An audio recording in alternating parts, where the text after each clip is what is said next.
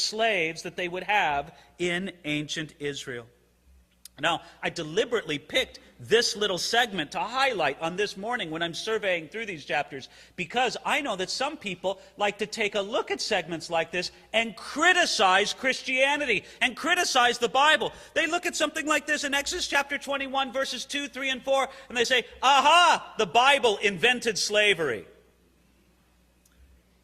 Ladies and gentlemen, that would be a very misinformed opinion.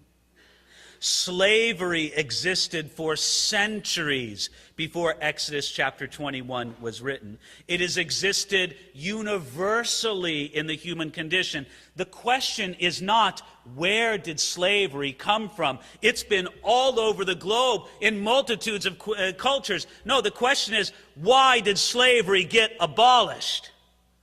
And slavery was abolished out of an entirely biblical Christian impulse.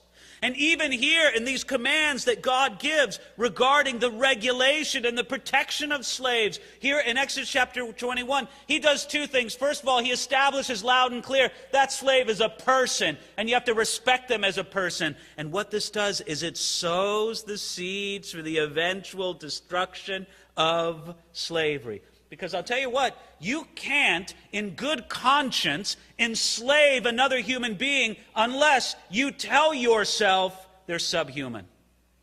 They're not as I am.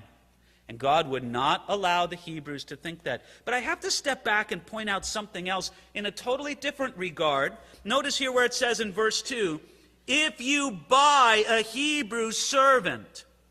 Now notice, servitude or slavery in ancient Israel was not like what you have in your mind right now as the most horrific images of slavery, whether they be ancient or modern.